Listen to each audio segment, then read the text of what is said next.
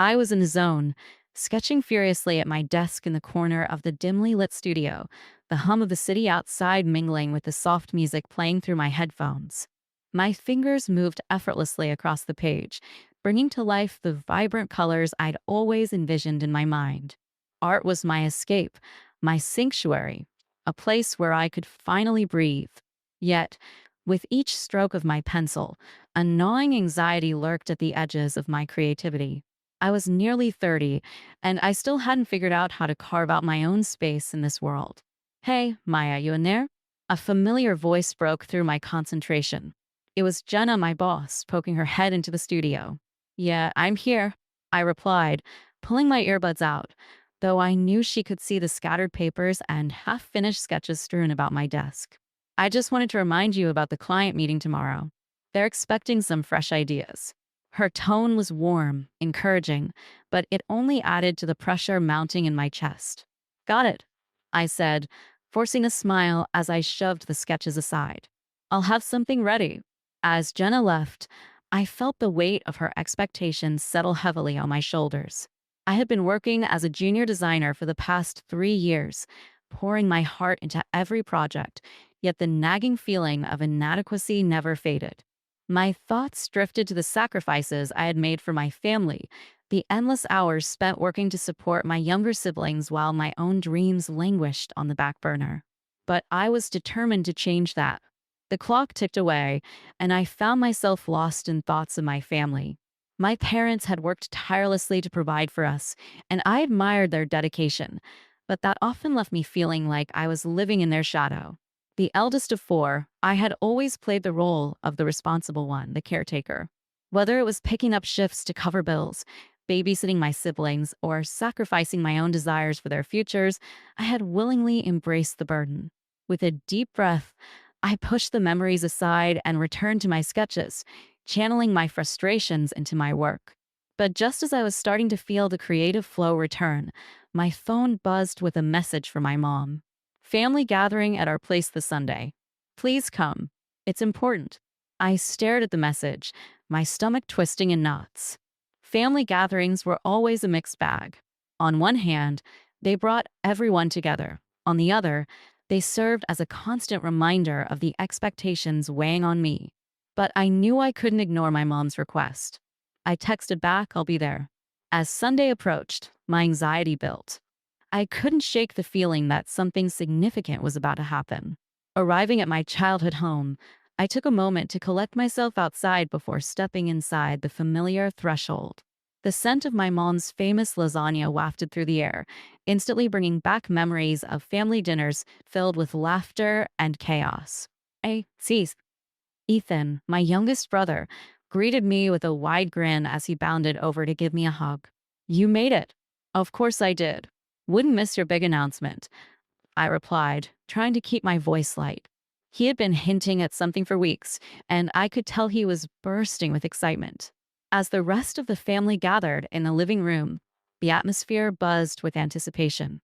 My parents, beaming with pride, exchanged glances that hinted at the significance of the moment. Once everyone was settled, my mom stood up, her hands clasped in front of her. We have some wonderful news to share, she announced, her voice warm and inviting. Ethan has been accepted into the art program at Maplewood Academy. The room erupted in applause, and I clapped along with everyone else, forcing a smile even as a pit formed in my stomach. My parents' pride for Ethan was palpable, but it stung to realize they hadn't even mentioned my own aspirations. That's amazing, Ethan, I exclaimed, trying to mask my jealousy with enthusiasm. You've worked hard for this. Thanks, Maya. He beamed, completely oblivious to the undercurrents swirling around us. I can't wait to get started. But, I'll need some help with supplies and stuff. Of course. I'll help you however I can, I said, though I felt a twinge of resentment.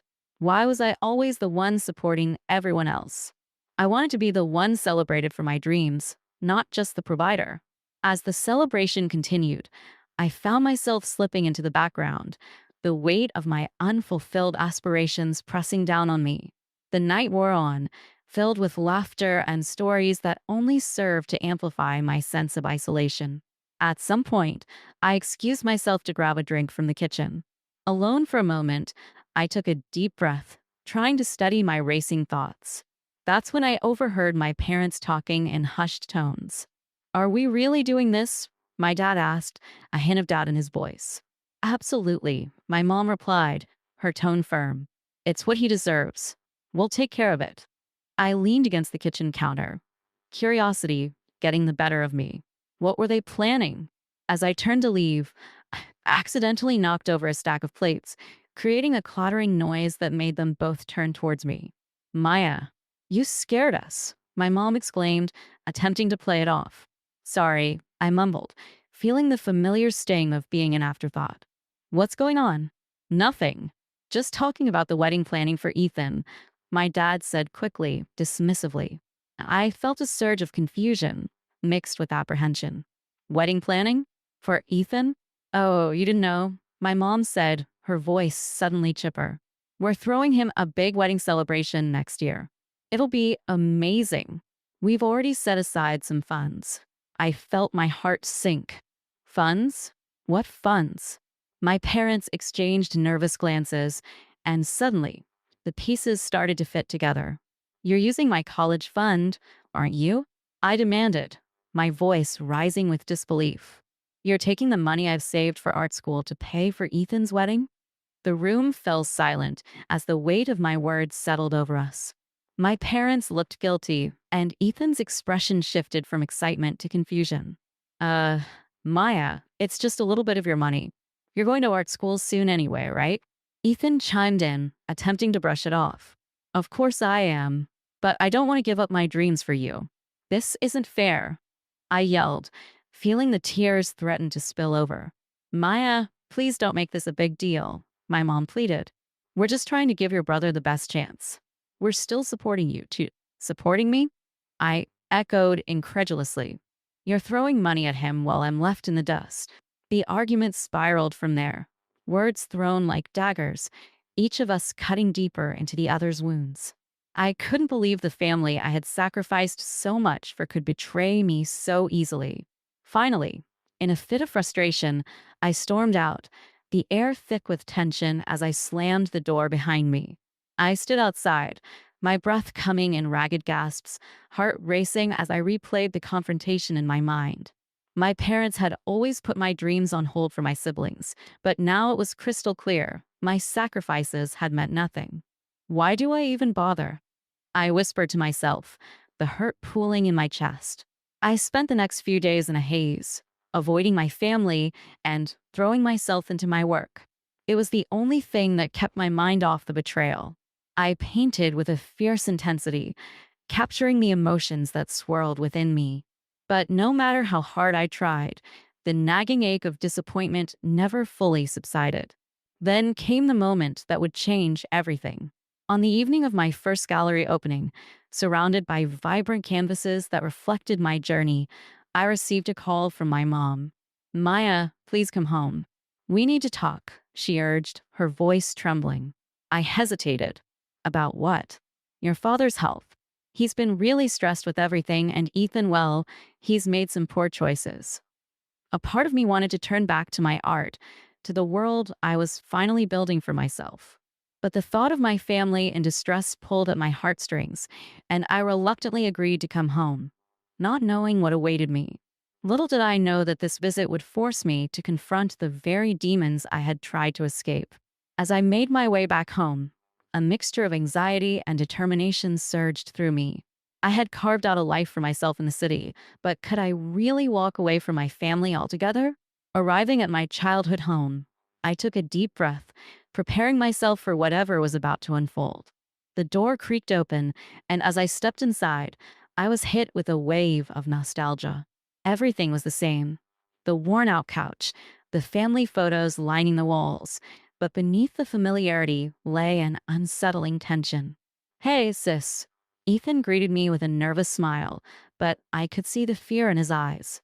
Where's Mom? I asked, feeling the weight of the moment. In the living room, he replied, his voice barely above a whisper. As I walked towards the living room, I could sense the heaviness in the air. My mom sat on the couch, her face pale, and my dad stood by the window, looking out as if lost in thought. Maya, my mom began, her voice shaky. We need to discuss some things. I nodded, my heart racing. We've been struggling financially. Your dad's job isn't enough, and what about my college fund? I interrupted, a knot forming in my stomach.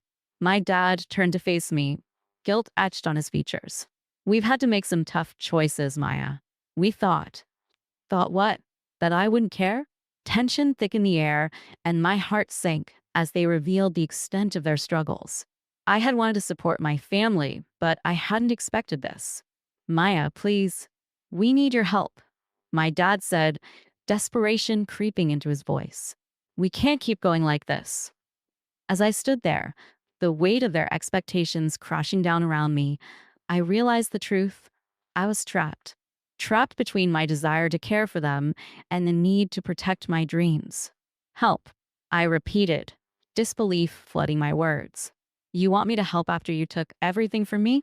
Silence fell, and I felt the tears sting my eyes.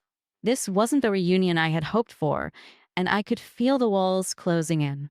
I can't be your safety net anymore, I finally said, my voice steady despite the chaos inside. I'm done sacrificing for you. With those words hanging heavily in the air, I turned and walked out of the house, ready to reclaim my life, no matter the cost. Leaving my childhood home felt surreal, like walking away from a part of myself I had long tried to define. As I drove away, the familiar streets blurred past me, each corner echoing memories of laughter and sacrifice. But today, those memories felt heavy and stifling, overshadowed by the betrayal that had shattered the fragile bond once shared with my family. The moment I reached the city, a rush of relief washed over me. I parked my car outside my apartment, a small but cozy space that had become a sanctuary over the past few years. It was a far cry from the chaos of home, where I could drown out the noise of expectations and focus on my art. I stepped inside, letting the familiar scent of paint and would settle around me like a warm embrace. I tossed my keys on the counter and headed straight to my easel. The canvas stood waiting, a blank slate begging for the colors and emotions swirling within me. I grabbed my palette, squeezing vibrant hues together until they blended into a swirl of passion and anger.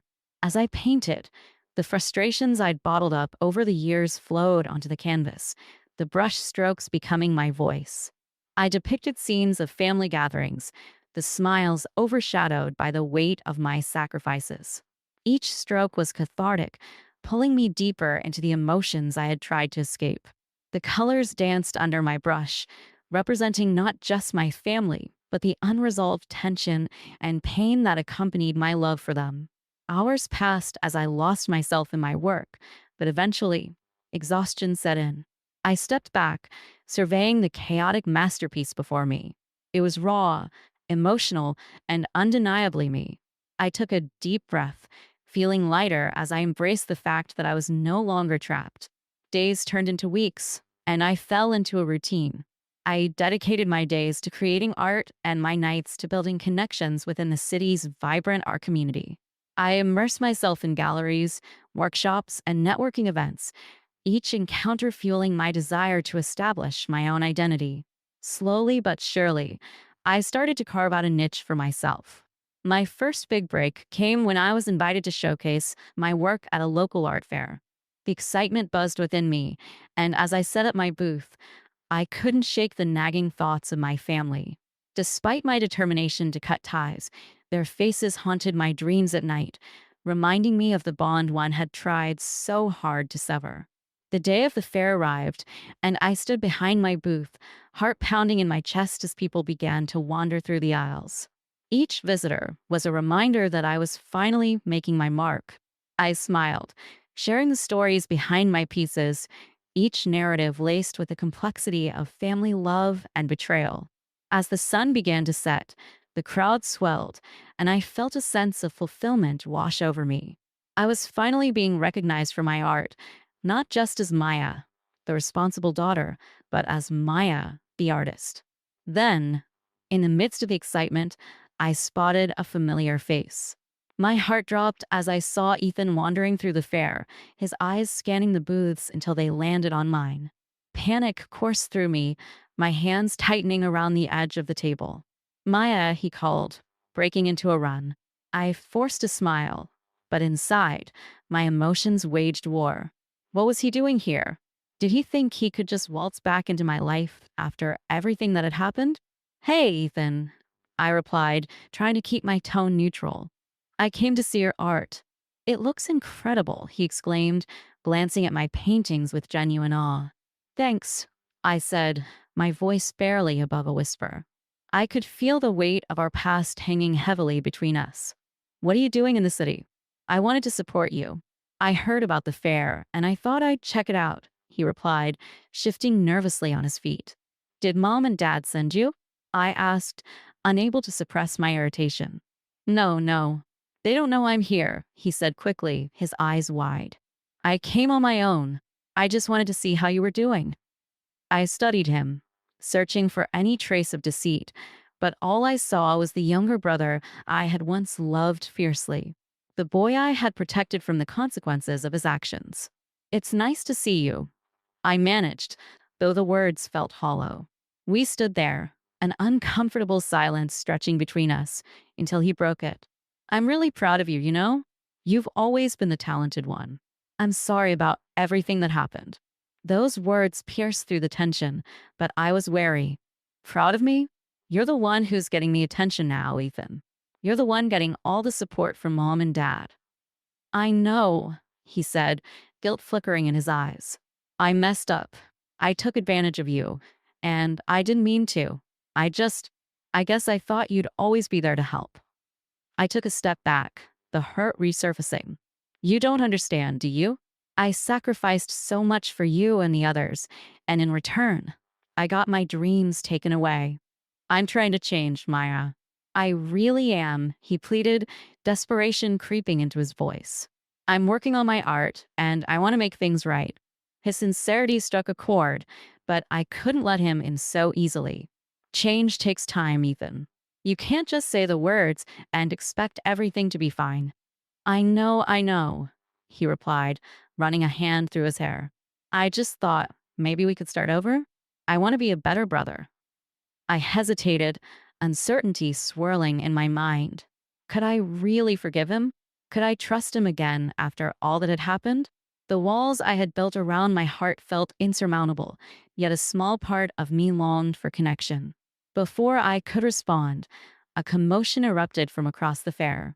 I turned to see a crowd gathering, and instinctively, we both moved toward it. As we pushed through the throng of people, I spotted my parents standing off to the side, their expressions strained and worried. Maya, my mom called out, her eyes lighting up as she caught sight of me. There you are. Mom, Dad, what are you doing here? I asked, surprised and slightly annoyed. We want to see your artwork, too, my dad said, though his voice lacked its usual enthusiasm. I thought you didn't care about my art, I replied, crossing my arms. Now's not the time for this, my mom interjected, her tone sharp. Ethan told us you were here, and we thought we'd come support you. I looked at Ethan, who was standing beside me, sheepish and uncertain. It felt surreal to have them all in one place, and the tension between us was palpable. Maya, we need to talk, my dad said, the gravity of his words cutting through the excitement of the fair. Can it wait? I'm in the middle of this, I replied, gesturing to the crowd admiring my artwork. No, it can't, he insisted, his voice firm. We need to address what's been happening. Your brother's future is at stake. I took a deep breath, frustration boiling inside me. What about my future? What about the sacrifices I made? Maya, my mom said, her voice softening. We're here to support you, but we need to discuss our family too. It's important. The pressure in the air felt suffocating, and I could see the crowd moving around us, the festival atmosphere overshadowed by the weight of our confrontation. Fine, I said, throwing my hands up in exasperation. Let's talk. We stepped away from the fair, finding a quieter corner near the food stalls. My parents exchanged nervous glances, and I could feel the tension crackling between us. Ethan's been struggling. My dad started, his voice low. We're trying to figure out a way to support him without jeopardizing your dreams again. I glanced at Ethan, who shifted uncomfortably. What's that supposed to mean? I asked, my voice edged with anger. Your brother made some poor choices, and we want to help him get back on track, my mom explained, her hands wringing together anxiously. But we also need to ensure you have the support you need for your art. I felt the heat rise in my cheeks. And how do you plan to do that? By using my money again? No, no. We would never do that again, my dad said quickly. We're just trying to come up with a plan to make sure everyone is taken care of. And how do you plan to include me in that plan? I pressed, my voice rising. Because it sure feels like I'm just supposed to sit back and watch while you throw money at his problems. Stop. Ethan interjected, his voice sharp. I'm trying to change. I need to be accountable for my actions, and that's going to take time. I looked at him, taken aback by his sudden assertiveness. You think I'm going to let you off the hook just like that? You've been coddled your whole life, Ethan. You don't even know what accountability looks like. Maya, my mom said, trying to interject. We're all trying to work together here. Together? You've never considered what I want. All I've done is sacrifice for this family while you all make excuses for his behavior. I snapped, feeling the tears threaten to spill over. Maya, please, Ethan said, desperation creeping into his tone. I'm not trying to make excuses anymore. I want to make things right. I want to find my own path. A silence fell over us, the tension palpable. I could see the sincerity in his eyes, but I wasn't ready to forgive so easily. I'm done being the family's safety net, I finally said, my voice steady. If you want to support Ethan, you have to let him face the consequences of his actions. I'm not going to carry that burden anymore. Their expressions shifted, confusion mixing with hurt. I took a step back, my heart racing as I prepared to walk away from them once more. I needed to reclaim my independence, to live a life that was truly mine. As I turned to leave, I caught Ethan's gaze. For a brief moment, the hurt between us felt like a chasm that could never be bridged, yet a flicker of hope ignited within me. I wanted to believe that things could change. Maya, wait, he called after me, but I didn't stop. I had to follow through on my decision, even if it meant leaving him behind for now. I returned to my booth at the art fair, forcing myself to focus on the remaining visitors. Each person that stopped to admire my work helped me reclaim my purpose, reinforcing my determination to succeed on my own terms. The rest of the evening passed in a blur, and as the fair began to wind down, I felt a sense of accomplishment wash over me. I had made a name for myself in this city, and no one could take that away from me. Later that night, as I packed at my booth, I felt the exhaustion hit me all at once. I had poured my heart into this day, but the emotional toll of confronting my family loomed large in my mind. I pulled out my phone, checking for any messages. There was nothing from them, but a single text from a fellow artist caught my eye. Hey, congrats on the fair. Let's celebrate this week. I smiled, grateful for the support of friends who understood my journey. I typed back a quick response, eager to embrace the new connections I had formed in this city. Over the next few days, I focused on my art, immersing myself in my projects and pushing through the pain of my family's betrayal. I took on new clients, designed pieces for local businesses, and expanded my portfolio. Each accomplishment reinforced my decision to prioritize my own path. But as the days turned into weeks, the quiet moments at home became increasingly heavy. The absence of my family loomed over me, and despite my resolve to keep them at bay, I couldn't escape the nagging feelings of guilt and longing. One afternoon, while I was painting in my studio, my phone buzzed with a text notification. I glanced down to see a message from Ethan. Can we talk? It's important. My heart raced as I read the words, torn between the urge to ignore him and the undeniable connection we shared as siblings. I typed out a response, hesitated, then finally hit send. What do you want to talk about? I didn't expect a quick reply, but the message came through almost instantly. Please, just meet me at the cafe down the street. I really need to talk. I stared at the screen, weighing my options. A part of me wanted to ignore him completely, to continue moving forward without the burden of our past. But another part, a part one had tried to suppress, longed for the connection we once had. With a sigh, I texted back, "Fine, I'll be there in 20 minutes." The cafe was bustling when I arrived, the aroma of freshly brewed coffee mingling with the chatter of patrons. I spotted Ethan seated at a table in the corner, his shoulders hunched and his expression grave. "Thanks for coming," he said, looking up as I approached. I slid into the chair across from him, crossing my arms defensively. "What's so important that you had to drag me here?" "I've been thinking a lot about everything," he began, his voice trembling slightly. "About what you said at the fair about accountability." "Okay," I replied, my skepticism evident. "I want to make changes. I want to prove to you that I can be better," he said earnestly. "I've started looking for jobs and taking my art seriously. I just, I don't want to lose you, Maya. You're my sister, and I need you in my life." The sincerity in his voice caught me off guard.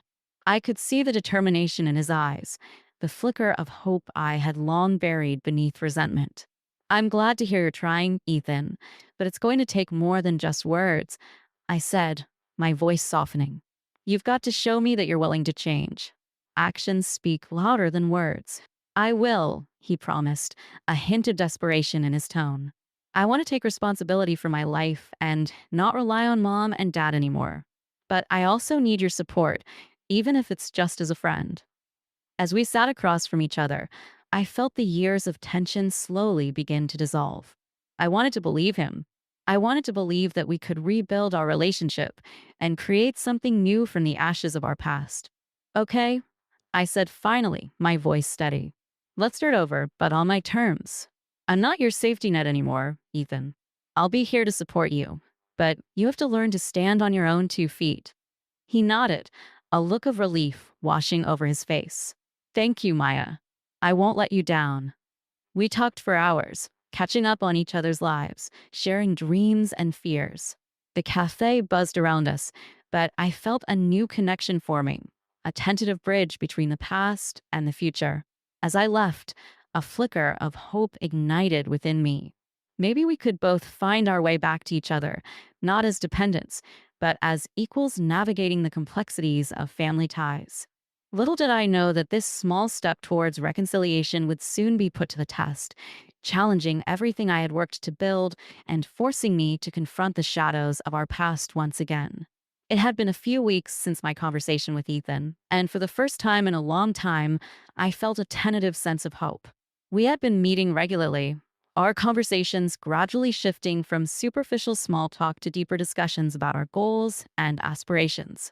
Ethan was trying to prove himself, and I could see glimmers of the brother I had once adored, determined, passionate, and creative. But just as I was beginning to let my guard down, the shadows of our past crept back in, reminding me of how fragile our progress truly was. One evening, as I was preparing for another art show, my phone buzzed with a message from Ethan. "Hey, can we meet? It's important." The message sent a jolt of anxiety through me. I had been so proud of the progress he'd made, but my mind raced with worries. What could be so urgent? I hesitated before typing back. "Sure. When? Now. Can you meet me at the grind?" I glanced at the clock. It was just past 6, and I was in the middle of prepping my canvases for the show. I took a deep breath, my instincts telling me I should focus on my work, but the nagging feeling that something was wrong compelled me to respond. "Okay, I'll be there in 10. The cafe, a cozy little spot with exposed brick walls and warm lighting, was buzzing with energy as I stepped inside. I scanned the room until I spotted Ethan at a table in the back, his face pale and drawn.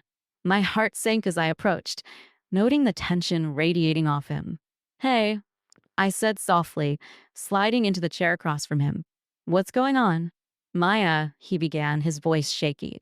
"I've made a huge mistake." My stomach twisted at his words. "What do you mean?" "I messed up at work," he admitted, running a hand through his hair in frustration. "I was supposed to be shadowing someone learning the ropes, but I didn't take it seriously. I thought I could handle it, and I ended up costing them a big client." "What?" "Ethan." "How did that even happen?"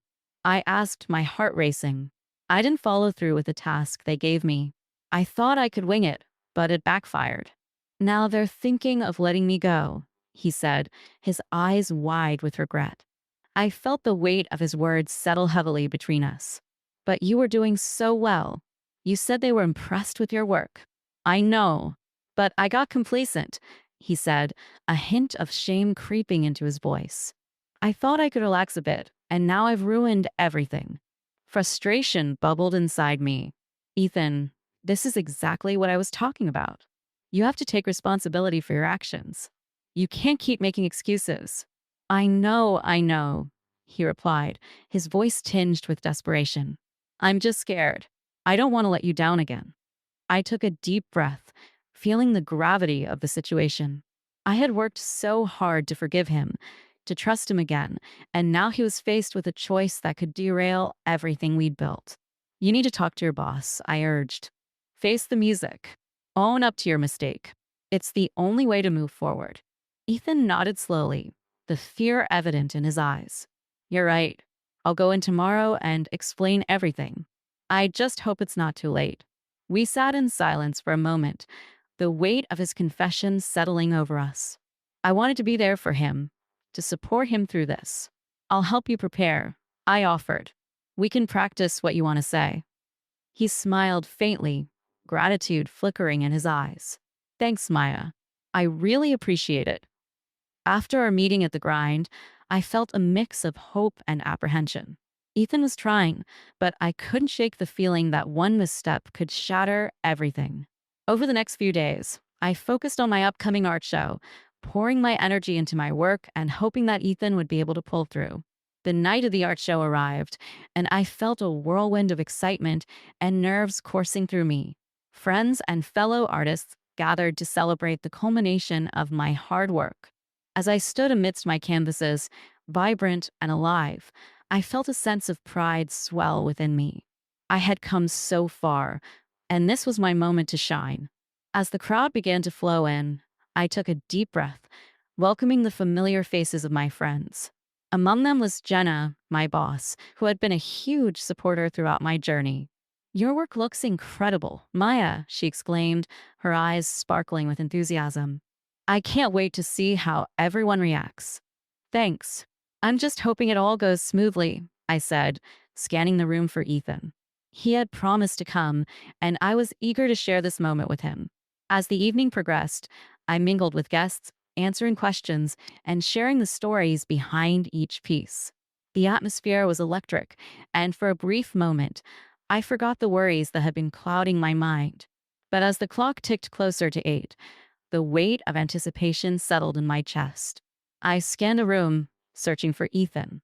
Just when I began to doubt he would show up, I caught sight of him entering the gallery, his expression a mix of determination and anxiety. Ethan, I called, rushing over to greet him. I'm so glad you made it. Hey, he said, attempting a smile, though the tension in his shoulders was palpable. I wanted to be here for you. Did you talk to your boss? I asked, my heart racing as I recalled our last conversation. He nodded slowly. I did. It didn't go well, though. They're giving me one more chance, but I have to prove myself. If I mess up again, I'm done. I felt a surge of sympathy for him. That's good, though. You have a chance to make it right. Just stay focused. He met my gaze, a flicker of gratitude in his eyes. Thanks for believing in me, Maya. It means a lot. As the night wore on, I felt a renewed sense of purpose. With each passing hour, my confidence grew, and I could see that Ethan was finding his footing too. He mingled with the guests, engaging in conversations about art and sharing his passion with others. It felt good to see him stepping out of his shell, but in the back of my mind, the worry lingered. How long could this newfound motivation last? The evening culminated in a heartfelt speech from me, where I shared my journey and the importance of pursuing our passions. I looked out into the crowd, seeing familiar faces and newfound friends, and I felt a wave of gratitude wash over me. This was my moment. Art is not just about creating. It's about expressing who we are, I said, my voice steady. It's about confronting our struggles, our failures, and our triumphs. And tonight, I stand before you, not just as an artist, but as a sister, a friend, and a person who has fought to carve out her own path in this world. As the applause filled the room, I glanced at Ethan, who was beaming with pride. It felt like we were on the cusp of something new, a fresh chapter in our lives. But the high of the night didn't last long. As we began to wind down, I received a text that sent my heart racing. Mom, we need to talk about Ethan. Call me ASAP. A wave of dread washed over me. What now?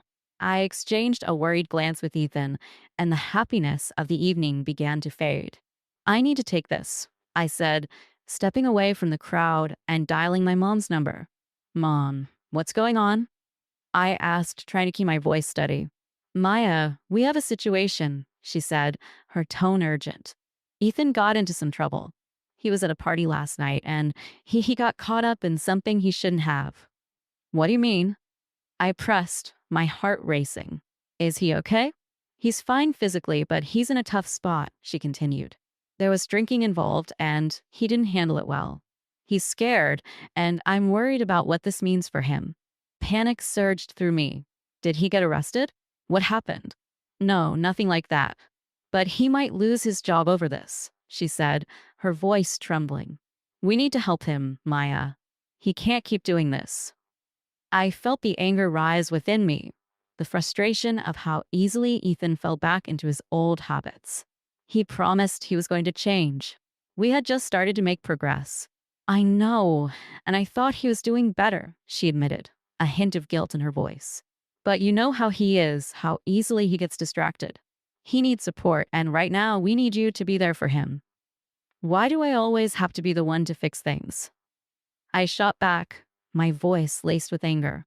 I've sacrificed so much already. I know, she replied quickly. But we're his family, and we can't give up on him now. As I ended the call, the weight of the world settled on my shoulders once again. I turned back to Ethan, who had been watching me with concern. What's going on? He asked, worry etched across his face. It's about your job, I said, struggling to find the right words. Mom said you got into trouble. His expression darkened, guilt flooding his features. I messed up again, didn't I? It's not just about that, I replied, frustration boiling inside me. You got to stop putting yourself in these situations. You are finally making progress, and now. I know, he exclaimed, his voice rising. I'm trying, but things got out of hand last night. I thought I could have a little fun and let loose. I shook my head, feeling a mixture of anger and concern. Fun? You're jeopardizing everything you've worked for. You can't keep pretending like this doesn't have consequences. I didn't mean for it to happen, he pleaded, desperation seeping into his voice. I just wanted to feel normal for once. My heart ached for him, but I couldn't ignore the truth of the situation. Normal? You're better than this, Ethan. You have to hold yourself accountable. He looked down, shame washing over his features. I don't want to disappoint you again. I just thought I could handle it. The weight of his words hung heavily between us, and I felt the walls I had worked so hard to build begin to crack. You need to figure out what you want, Ethan. This isn't just about me or mom and dad. It's about you taking control of your life. I will, he promised, though uncertainty lingered in his eyes. I'll do whatever it takes to fix this. As the evening came to a close, I couldn't shake the feeling of impending doom. I had fought so hard to reclaim my independence, and now it felt as though everything was teetering on the brink of collapse. In the days that followed, the tension at home grew unbearable. I focused on my art and tried to shut out the noise, but the weight of my family's struggles loomed large. I knew I had to be there for Ethan, but it felt like I was caught in a cycle I could never escape. Finally, I received a call from my mom. Maya, can you come over? We need to talk about Ethan and what's going to happen next. My heart sank at the urgency in her voice. I arrived at their house, the familiar surroundings feeling suffocating as I stepped inside. Hey, Maya. My dad greeted me, his expression serious. Where's Ethan? I asked, scanning the room. He's upstairs, my mom said, her voice heavy with worry. We're all really concerned about him. I nodded, bracing myself for what was to come. I found Ethan sitting on the edge of his bed, staring at the floor as if it held all the answers. Hey, I said softly, sitting down beside him. How are you holding up? I messed everything up again, he mumbled, his voice barely above a whisper. It's not too late, Ethan. You can still turn this around, I encouraged, though doubt crept into my mind. I don't know how, he admitted, frustration lacing his tone. Every time I think I'm on the right path, I end up screwing it up. Have you talked to your boss again? I asked, hopeful. I did. They're giving me a week to prove myself, but I'm terrified, he confessed, his eyes reflecting vulnerability. Then show them you can do this. You have to fight for it, I urged. He nodded slowly, determination flickering in his eyes, but I could sense the weight of his fears threatening to crush him.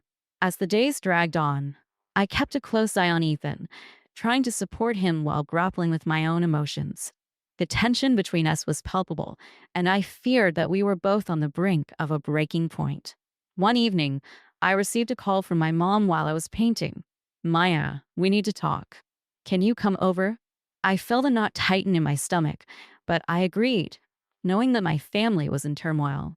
When I arrived, the atmosphere felt heavier than ever. Where's Ethan? I asked, scanning the room for any signs of him. He's gone, my dad said, his voice strained. He left a note saying he needed time to think. My heart sank. What do you mean he's gone? Where did he go? He didn't say, my mom replied, tears brimming in her eyes. I'm so worried about him. Why didn't anyone stop him? Idimandit, frustration boiling over. He can't just run away from his problems.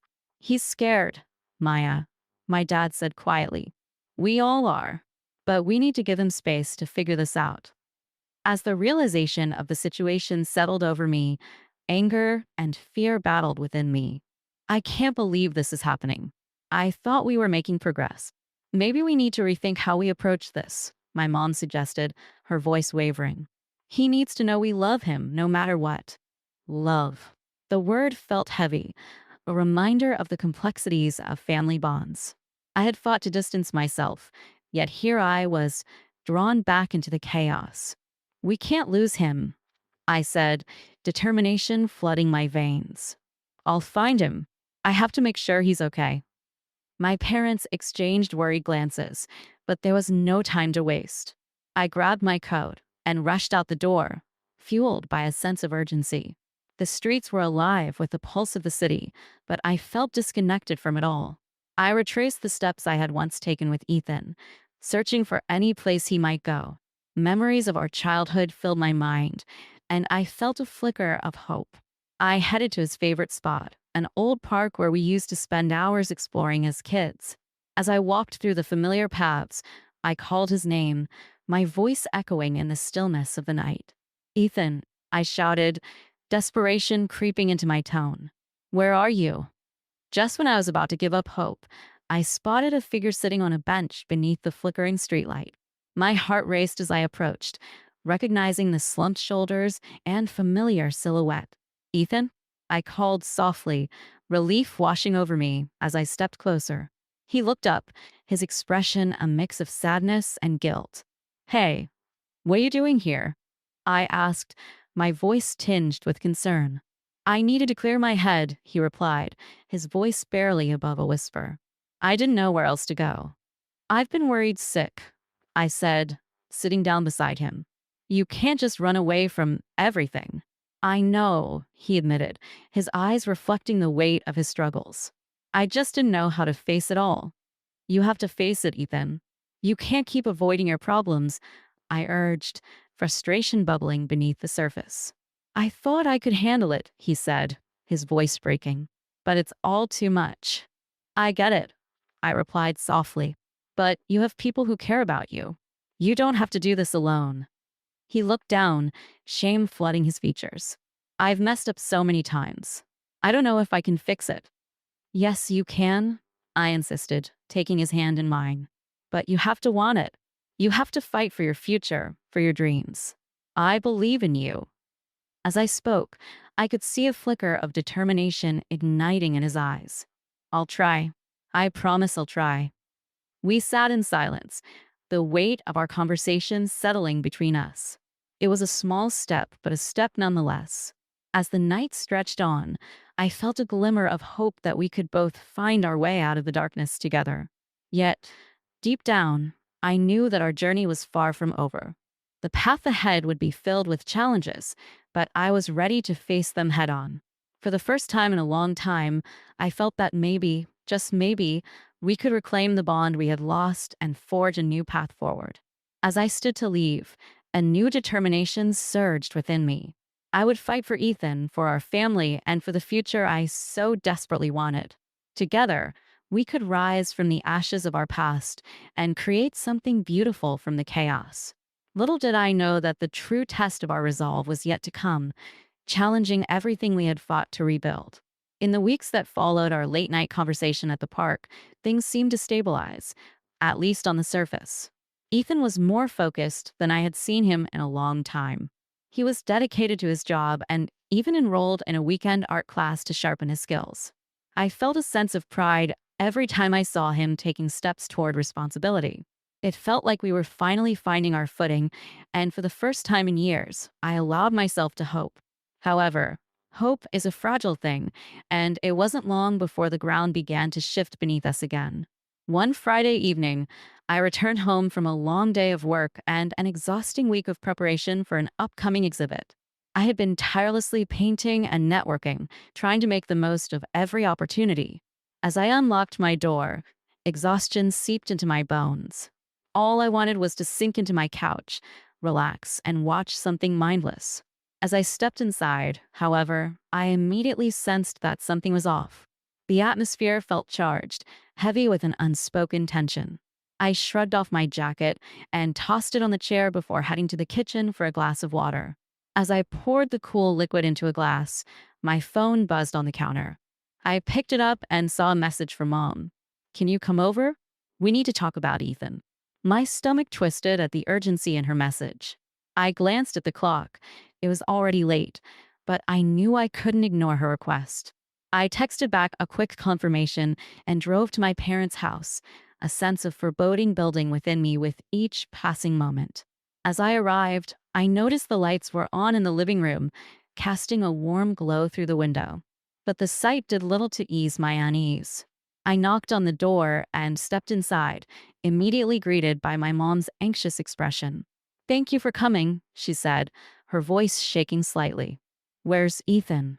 I asked, scanning the room for him. My heart raced as I noticed my dad pacing by the window, his hands shoved deep in his pockets. "He's upstairs," my mom replied, biting her lip. "We need to talk first." I nodded, following her into the living room. "What's going on? Is he okay?" My dad stopped pacing and turned to face me, his expression serious. "Maya, we need to discuss Ethan's recent behavior." "What do you mean?" I asked, the knot in my stomach tightening. "He's been acting strangely since the last time you saw him," my mom said, her voice laced with concern. "We're worried about him." I felt my heart drop. "What do you mean, acting strangely?" "After you two spoke, we thought he was on the right path, but he's been withdrawn." My dad said, his brow furrowed. "He's been spending a lot of time away from home and hasn't been focused on his job." My stomach churned with worry. "Is he drinking again? Is that what this is about?" My mom looked down, the tension thickening the air around us. "We think he might have started hanging out with the wrong crowd again. He's been evasive, and we're worried he might be back to his old habits."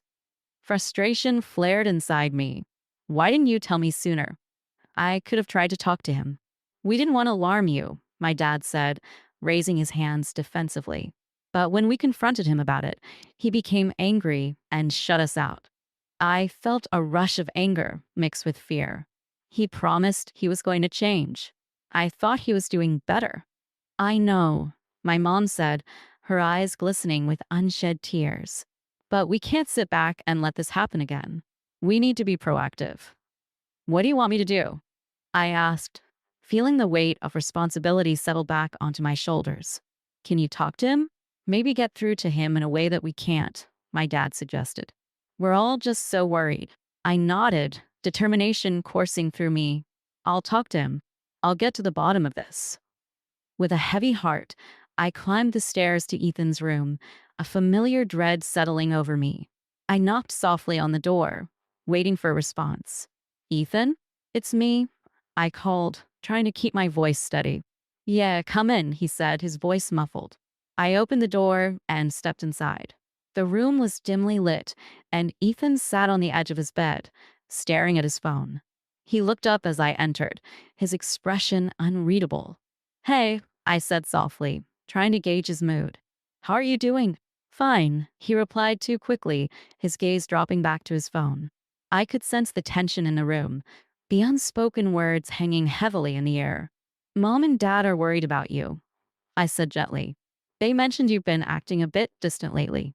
He shrugged, refusing to meet my gaze. I'm just busy with work and stuff. Is that what you're calling it? I pressed, my voice firm.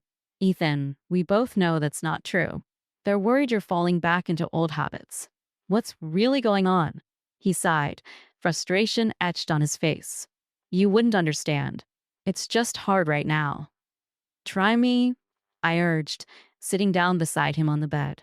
I want to help, but you have to let me in. He ran a hand through his hair, a gesture of defeat. I just feel so lost, Maya. Everyone seems to be moving forward, and I'm stuck. I don't know what to do. I could see the vulnerability in his eyes, and my heart ached for him. You have to take responsibility for your life, Ethan. You can't keep running from your problems. I'm trying, he exclaimed, his voice rising in frustration. But it's so hard to break free from this cycle. I thought I could handle things on my own, but I'm scared of messing up again. Then don't do it alone. Let us help you, I said, my voice softening. You have to let us be there for you. You're not alone in this. He looked at me, the vulnerability in his eyes shifting to a mix of fear and hope. I don't want to disappoint you again. I can't take that feeling. You won't, I reassured him, determination surging through me. You're strong, Ethan. You've made progress. Just keep pushing forward. We're all here to support you. We sat in silence for a moment, the weight of our conversation heavy between us.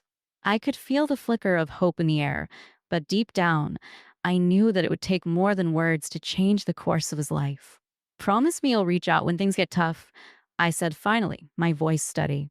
Don't shut us out. We're a family, and we'll face this together.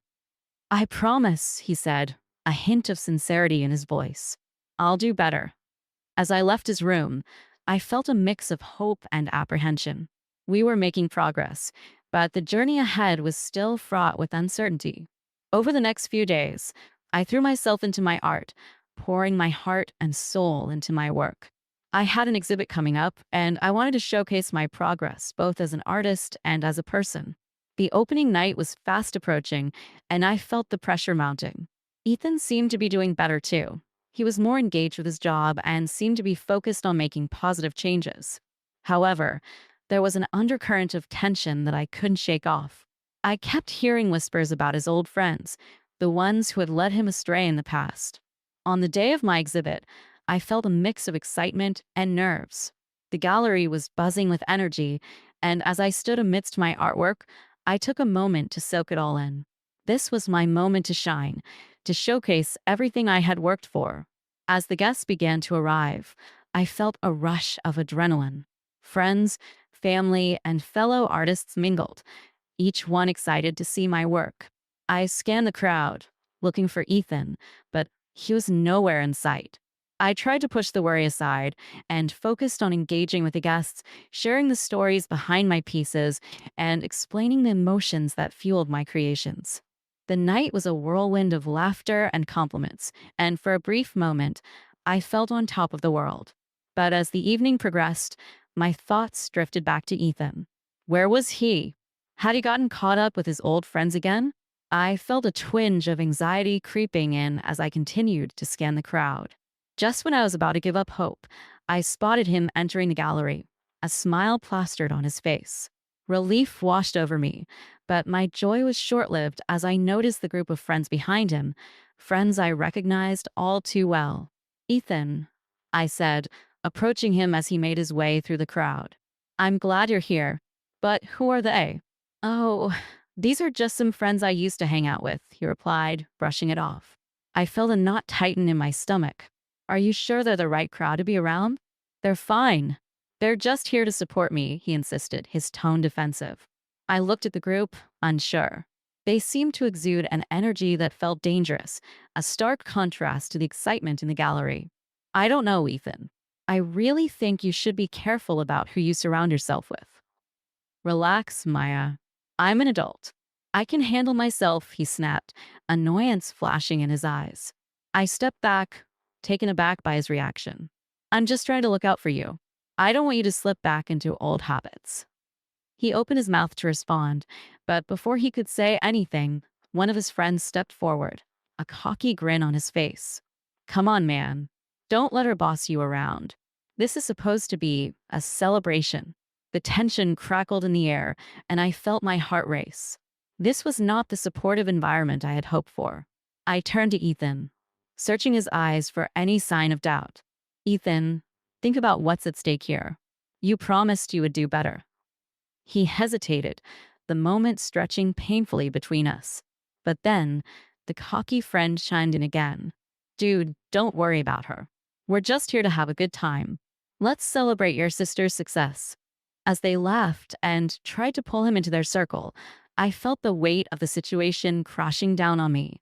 Ethan, you need to decide what you want, I said firmly. This is your life, and you can't keep going back to the same people who brought you down before. I'm not going back to them, he insisted, his voice rising. I just wanted to have some fun tonight. I felt the tears prick at the corners of my eyes, a mix of frustration and fear. This isn't just about fun. You have to think about your future. You have a chance to turn things around, and I can't watch you throw it away. The argument between us escalated, drawing the attention of nearby guests. I felt embarrassed, exposed in front of everyone as I pleaded with my brother to stay on the right path. Finally, he stepped back, his expression clouded with frustration and anger. You know what, Maya? You always act like you know what's best for me. But you don't. I'm sick of you judging my choices. Ethan, I'm trying to help. I shouted, the words escaping before I could rein them in.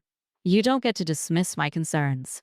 He looked around at the crowd, and for a brief moment, I thought I saw a flicker of doubt in his eyes. But it was gone just as quickly as it appeared, replaced by stubborn defiance. I'll do what I want. I don't need you or anyone else telling me how to live my life. My heart shattered at his words. Ethan, please don't do this, I whispered, my voice cracking. Without another word, he turned on his heel and walked away, rejoining his friends who were waiting nearby, their laughter echoing mockingly in my ears. I felt as though the ground had fallen out from beneath me. I had fought so hard to connect with him, and now it felt like all of that was slipping through my fingers. The rest of the night passed in a blur, the excitement of the exhibit dampened by the weight of my brother's rejection. I forced smiles for the guests, answered questions, and accepted compliments, but inside, I was drowning in despair. As the event drew to a close, I gathered my things, feeling the weight of disappointment settle in my chest. I had hoped to celebrate my success with Ethan by my side, but instead, I was left with the haunting realization that he might not be ready to change after all. When I arrived home, I tossed my bag on the floor and sank onto the couch, burying my face in my hands. Tears slipped down my cheeks as I replayed the night in my mind, the way Ethan had looked at me with anger and defiance. I felt a wave of frustration wash over me. I had tried so hard to be supportive, to show him that I believed in him, and yet he had pushed me away. It was as if all my efforts had been in vain. My phone buzzed again, and I glanced down to see a message from Ethan. Hey, I'm sorry about earlier. Can we talk? Hope ignited in my chest, but it was quickly extinguished by the uncertainty of what would come next. Sure. Where? I typed back. Can you meet me at the park? As I made my way to the park, anxiety twisted in my stomach. I felt a mix of apprehension and hope as I recalled the last time we had sat together on that bench, sharing our fears and dreams. When I arrived, I spotted him sitting on our usual bench, his head bowed in thought. I took a deep breath, approaching slowly. Hey, I said, my voice soft. He looked up, his expression a mixture of regret and vulnerability. I'm really sorry about what happened earlier. I didn't mean to snap at you. I nodded, my heart aching for him. I just want what's best for you, Ethan. I care about you. I know, he replied, his voice trembling. I just feel so lost sometimes. I thought I could prove to you that I was changing, but then I messed it up. I don't want to disappoint you. It's okay to feel lost, I said gently, sitting beside him. We all struggle, but it's how we deal with those struggles that matters. He sighed, running a hand through his hair. I feel like I'm letting everyone down. I thought I could handle things, but it's hard to resist the old habits. You're not alone, Ethan. You have people who care about you, and you don't have to fight this battle by yourself. I reassured him. But you have to want to change. It has to come from you. He met my gaze, the weight of his struggles evident in his eyes. I want to change, Maya. I just don't know how. Let's figure it out together, I suggested, my heart swelling with determination. You're stronger than you think. You've already made progress, and I believe you can keep moving forward. As we sat in silence, the weight of our conversation settled comfortably between us. I felt a renewed sense of hope, a glimmer that perhaps this time would be different. But deep down, I knew the road ahead would be filled with challenges. Ethan's struggles were not something we could fix overnight, and as I left the park that night, a lingering fear gripped my heart. Would we be able to navigate this journey together, or was it only a matter of time before the darkness threatened to consume him once more? Only time would tell, but for now, I was determined to be there for him, no matter the cost. The weeks following my conversation with Ethan at the park felt like a precarious balancing act. I was hopeful yet anxious, watching as he made strides towards taking responsibility for his life. He was attending his job regularly and seemed genuinely committed to turning things around. But with every step forward, I could sense the old habits lurking just beneath the surface, waiting for an opportunity to pull him back down. I poured my heart into my art, using it as both a sanctuary and a way to cope with the emotional turmoil that had become a constant in my life. Each brushstroke became a meditation, a release for the anxieties swirling within me. I had a new exhibit coming up, and I was determined to showcase my growth not just as an artist, but as a person reclaiming her identity. One crisp Saturday morning, as I was preparing for the exhibit, I received a text from Ethan. Hey, can you meet me at the grind? I need your advice. My stomach tightened at the thought of what might be troubling him. I quickly texted back. Sure, I'll be there in 10. As I drove to the cafe, my mind raced with questions. What could have happened? Was he struggling again? I took a deep breath, reminding myself that I had to remain supportive, no matter what news he had to share. When I arrived at the grind, the familiar aroma of freshly brewed coffee wrapped around me like a warm blanket. I spotted Ethan sitting at a table in the corner, a nervous energy radiating off him. His hands were fidgeting with the edge of the table, and his eyes darted around the room as if he were searching for the right words. Hey, I said as I approached, trying to keep my voice light. Hey, he replied, looking up at me with a mix of relief and apprehension. Thanks for coming. Of course. What's going on? I asked, settling into the chair across from him. He hesitated, swallowing hard. I had a meeting with my boss yesterday. My heart sank. And how did it go? It didn't go well, he admitted, his voice low. They told me they're not sure if I'm fit for the position. They said I need to show more commitment. Ethan, I said gently, you've been doing so well. You've shown improvement, haven't you? I thought so too, but apparently it wasn't enough, he said, frustration coloring his words. They want to see results, and I feel like I'm falling short again. Results take time, Ethan. You're still finding your footing, I reminded him, hoping to instill some confidence. You can't expect everything to change overnight. I know, but it's hard not to feel like I'm letting everyone down, he said, his voice cracking. I don't want to disappoint you again. Ethan, you're not disappointing me. You're trying, and that's what matters, I said firmly. But you need to focus on what you can do moving forward. He looked down, defeated. I don't know if I can keep up this facade. Maybe I'm just not cut out for this. Don't say that. You've come so far already. You can't give up now, I urged, leaning forward in my chair. Let's brainstorm some ideas. What can you do to show your boss you're committed? He nodded slowly, taking a deep breath. I could start by taking on more responsibilities. Maybe I could volunteer for extra projects or offer to help my coworkers. Yes, that's a great start. I encouraged, feeling a spark of hope. And remember to communicate with your boss. Let them know you're willing to improve. I'll try, he said, a flicker of determination shining in his eyes. We spent the next hour discussing strategies and brainstorming ways he could demonstrate his commitment to his job. I could see the gears turning in his head, and it filled me with hope that he was finally starting to see a path forward. As we wrapped up our conversation, I felt a sense of accomplishment. I wanted to believe that Ethan could turn this around, that we could both navigate our respective challenges and emerge stronger together. However, as I left the cafe, a lingering worry gnawed at me. The road to recovery was never linear, and the shadows of Ethan's past were still lurking. I couldn't shake the feeling that one misstep could lead him back to the edge, and I wasn't sure how to protect him from that. A few days later, the night of my exhibit arrived, and I was a bundle of nerves. I had worked tirelessly to prepare for this moment, and I wanted it to go perfectly. The gallery buzzed with excitement, filled with friends, family, and fellow artists eager to see my work.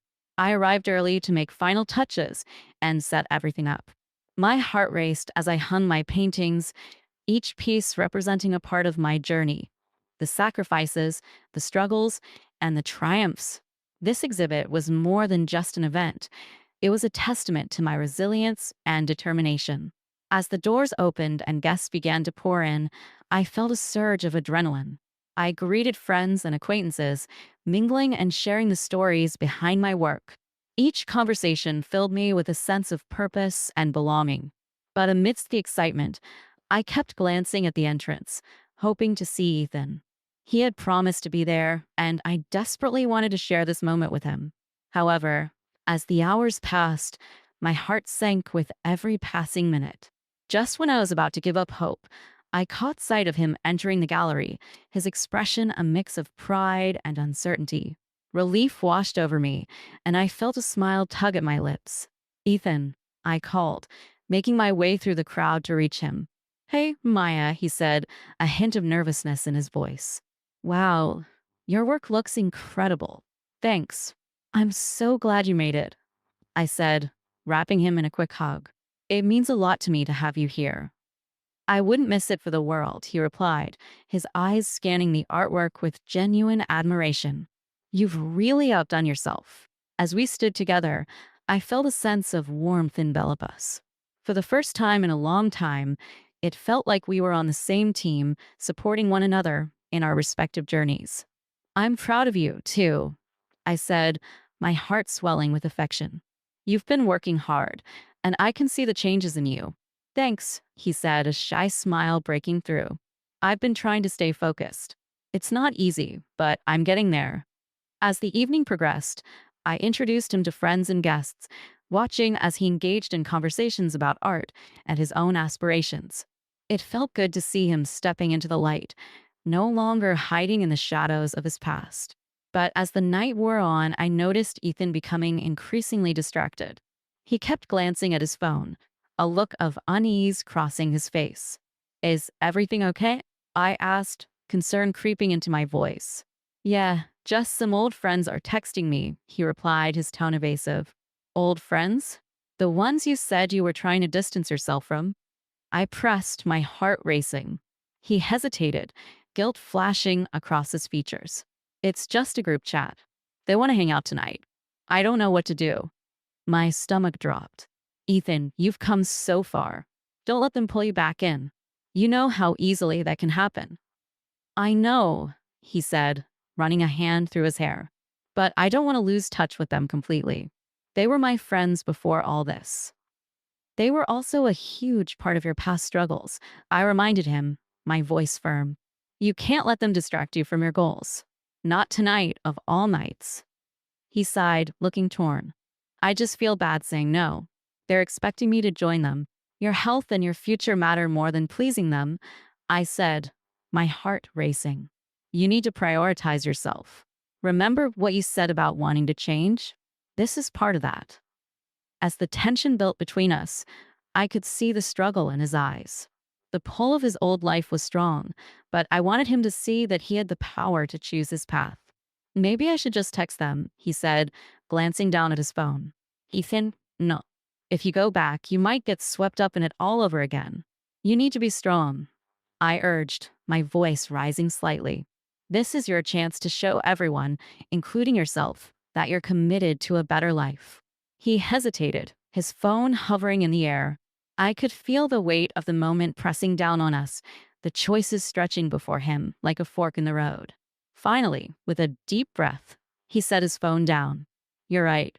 I can't go back to that. Not now. Relief washed over me, and I pulled him into a hug, feeling his tension ease as he embraced the decision.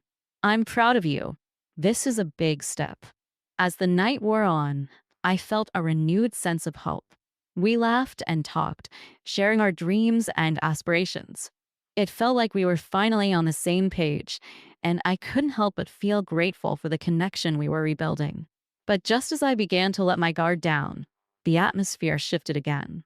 The door swung open, and a group of familiar faces entered the gallery.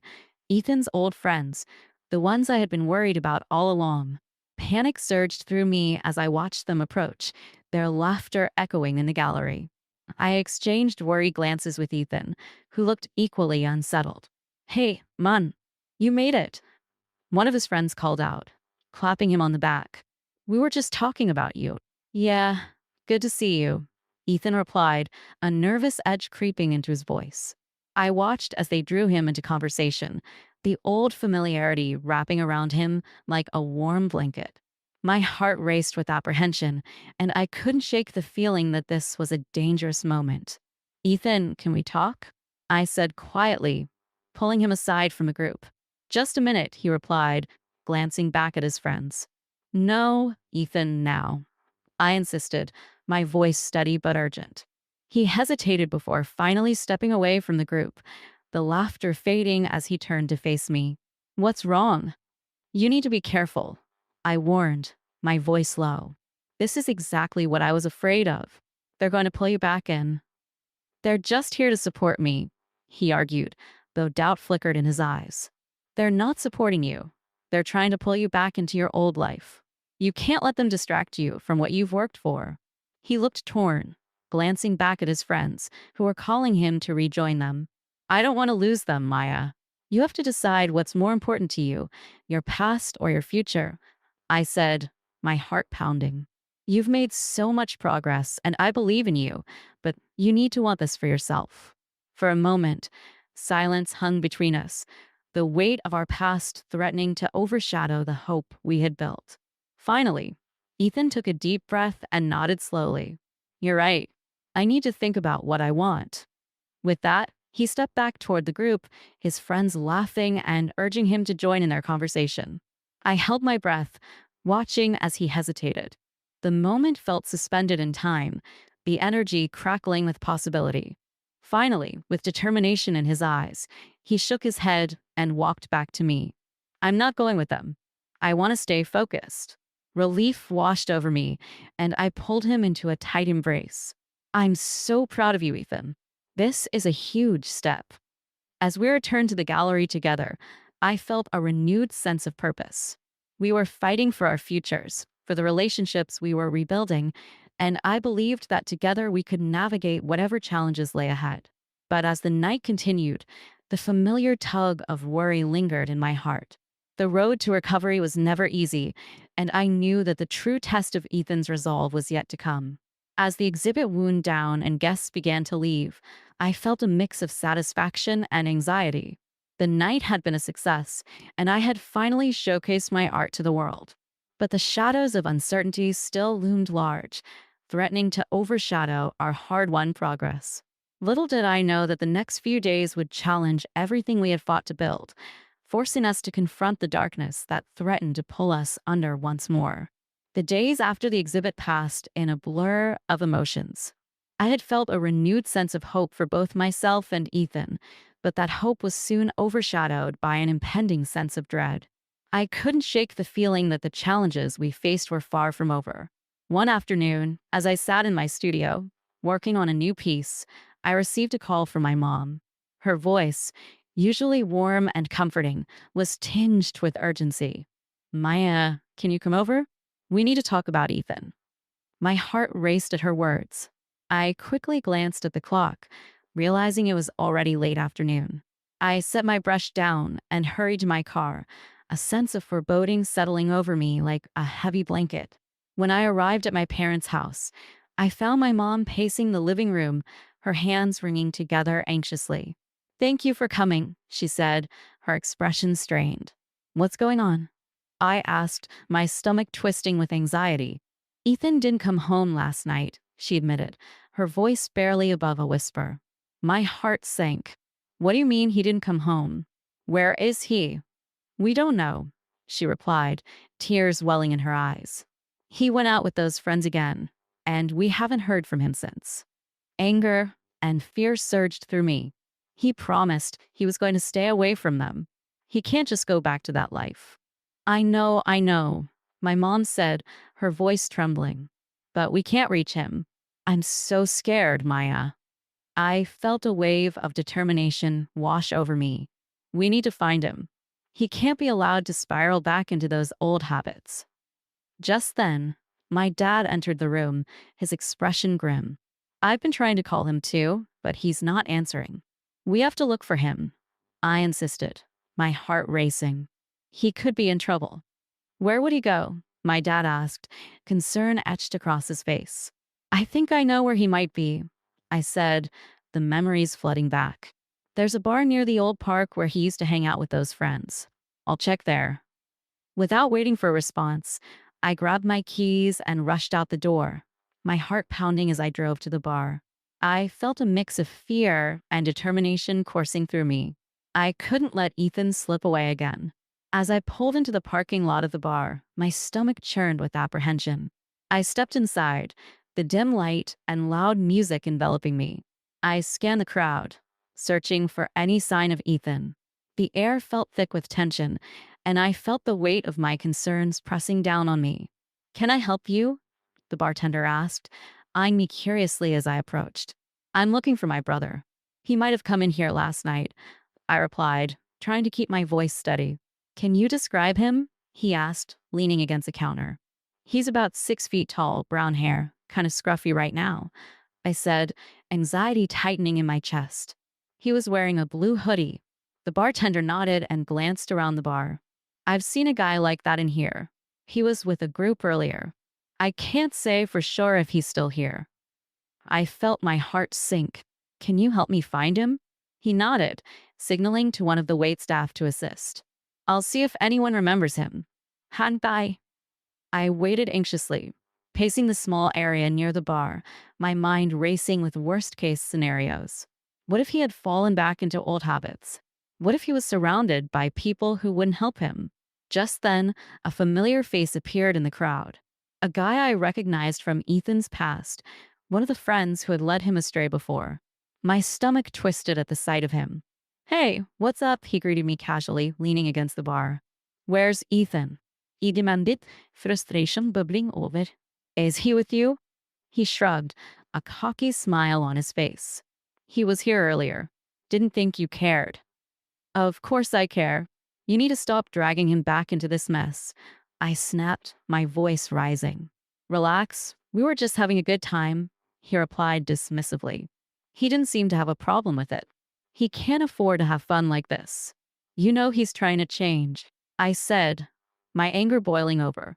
"Whatever," he said, rolling his eyes. "He can make his own choices." "Choices? You're making those choices for him," I shot back, feeling the weight of frustration in my chest. Before I could say anything else, the bartender returned, looking concerned. "I just checked with some of the patrons. They said Ethan left with a group of people a little while ago. They weren't exactly the best crowd." Panic surged through me. "Where did they go?" "I don't know," he replied, shaking his head. "I'm sorry. I wish I could help more." Thanks anyway, I said, my voice strained. I felt a rush of anger towards Ethan. How could he do this? As I stepped outside, my mind raced with possibilities. I couldn't let him slip through my fingers again. I knew where he would be drawn back to, and I had to get there before it was too late. I jumped in my car and raced towards the old park, my heart pounding in my chest. As I drove, flashes of our childhood filled my mind, the laughter, the dreams, the innocence. I felt a mix of nostalgia and sorrow, wishing we could return to those simpler times. When I arrived at the park, the dim light illuminated the pathways, and I scanned the area for any sign of him. My heart raced as I caught sight of a familiar figure standing by the playground, surrounded by a small group of people. I recognized some of Ethan's old friends, troublemakers who had dragged him down before. "Ethan," I shouted, rushing toward them. He turned, surprise etched on his face. "Maya, what are you doing here?" "I came to find you," I exclaimed, my heart racing. "You promised you'd stay away from them." He glanced around at the group, uncertainty flickering in his eyes. "I was just hanging out. It's no big deal." "No big deal?" I shot back, my voice laced with anger. "You're jeopardizing everything you've worked for. You can't keep doing this." "Relax, Maya. We're just having a good time," he said defensively, though I could see the tension in his posture. "Good time? You're back with the same people who almost destroyed you." I pleaded, desperation creeping into my voice. "You can't go down this road again." The group around us laughed, their carefree demeanor infuriating. "Come on, man. Don't listen to her. She's just trying to ruin your fun," one of them said, his voice mocking. "Ethan, you need to think about what you want," I urged, stepping closer to him. "Do you really want to go back to that life? You're better than this." For a moment, he hesitated, and I could see the internal struggle playing out on his face. But just as I thought he might finally understand, the friend spoke up again, grabbing Ethan's arm. "Forget her, man. We're just having a few drinks. You don't need to be all serious all the time." Ethan looked back at his friends, the indecision clear in his eyes. "I just wanted to fit in again." "Fit in? This isn't who you are," I implored, feeling the desperation clawing at my throat. "You fought so hard to change. Don't let them pull you back into your old life." "I'm fine," he snapped, pulling away from my grip. "You're not my keeper, Maya." The words hit me like a slap, the hurt stinging deep. "I'm not trying to control you. I care about you, and I want what's best for you." "Then let me make my own choices," he shouted, his frustration boiling over. "Choices? These are not good choices, Ethan." I replied, my heart racing. "You're surrounded by people who don't care about you. They only want to drag you down." His friends began to laugh again, and the tension in the air felt thick enough to cut. I could see the familiar pull of temptation in his eyes, and it terrified me. "Ethan, please," I said, my voice softer now. "You don't have to do this. We can figure this out together, but you have to want it. You have to fight for your future." For a moment, he seemed to waver, uncertainty flickering in his gaze. But then the laughter from his friends drowned out my words, and I could see him slip back into the familiar patterns that had once consumed him. "Come on, man. Let's get out of here," one of his friends said, pulling him away from me. "You don't need this." I watched in horror as Ethan followed, his expression conflicted. "Ethan," I called after him, but the moment felt like it was slipping away. Just when I thought I had lost him again, he turned back, a look of desperation on his face. "Maya, I—" But before he could finish, the group pulled him away, laughter ringing in my ears as they disappeared down the path. My heart sank, a deep sense of loss washing over me. In that moment, I felt the walls closing in. I had fought so hard to reconnect with him, to help him find his way, but now it felt like it was all for nothing. I was powerless to stop him, and the thought twisted like a knife in my gut. I turned away from the park, tears streaming down my cheeks as I struggled to comprehend the weight of my fears. My heart ached for the brother I once knew, the one who had so much potential. I felt lost in my own pain, the worry clawing at my insides. As I drove home, I replayed the evening in my mind, the anger and frustration churning within me. How could he do this? How could he let himself be dragged back into that world? I had thought we were making progress, but now it felt like everything was unraveling. When I arrived at my apartment, I sank onto the couch, feeling utterly defeated.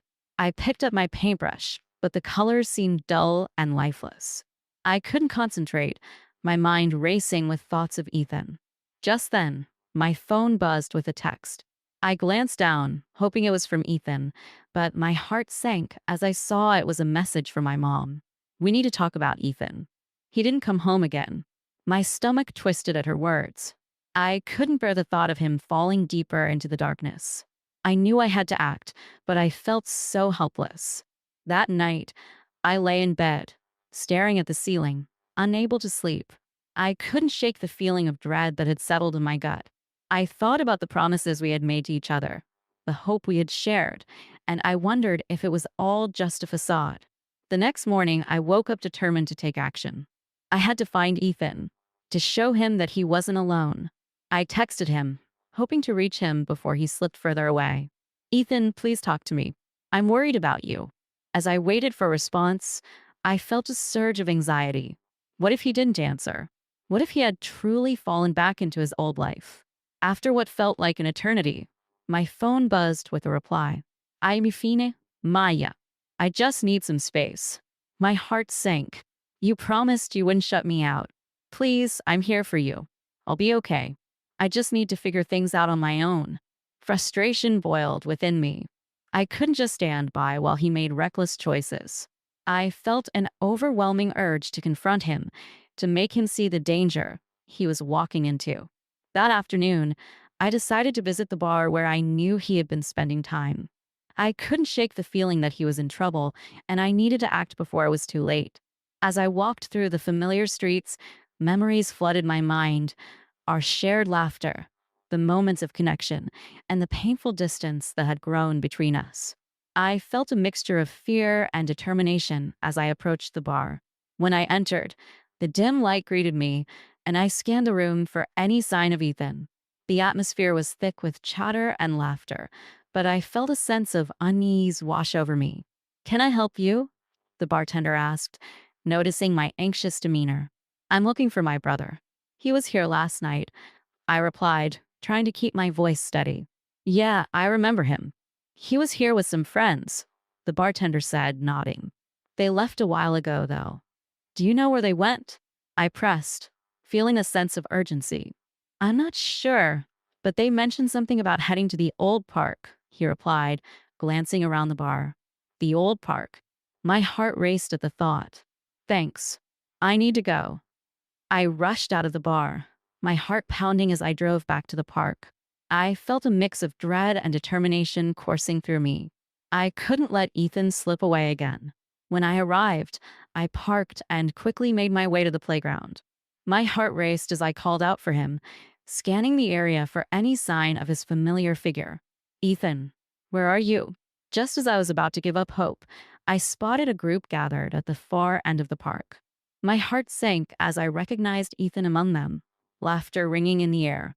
As I approached, I felt a mix of anger and fear. They were drinking, the telltale signs of a party unfolding before my eyes.